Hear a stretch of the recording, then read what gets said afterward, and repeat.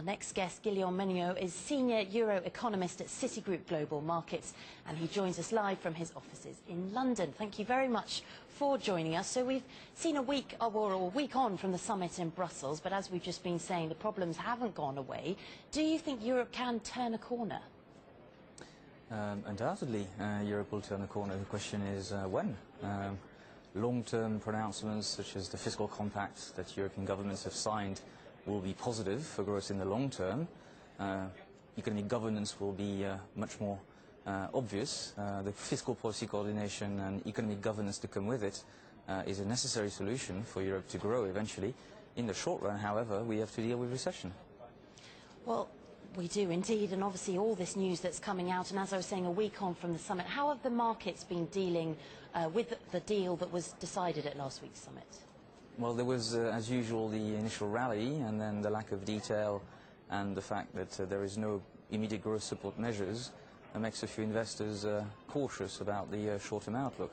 This is the reason why I think we have this new summit announced, informal one, of course, but nevertheless a big platform to discuss what sort of stimulus measures the Eurozone countries can put into place between January and February to at least to protect the downside, because the recession is here and unfortunately will last probably more than a few quarters.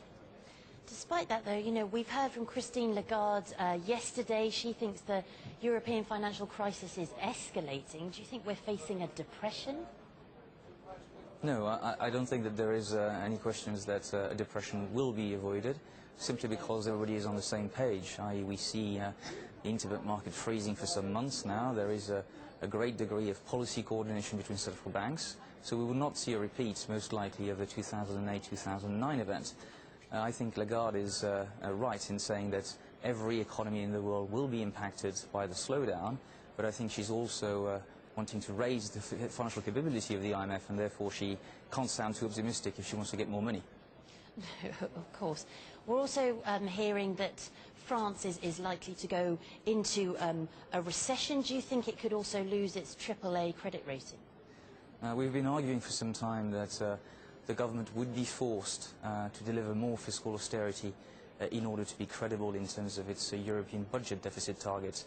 And unfortunately, given the growth outlook that we've had for France now for nearly a month of a recession to the tune of 0.7% in 2012, this weaker macro backdrop will not be necessarily conducive to a positive rating verdict from S&P, which has announced last week that it would take about a week in order to decide on the outcome of the summit.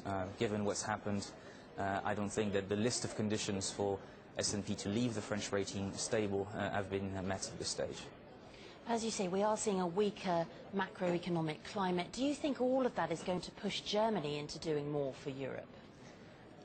It would be part of the solution, and hopefully these discussions will take place, as I argued earlier, towards the informal summit, end of Jan, early February.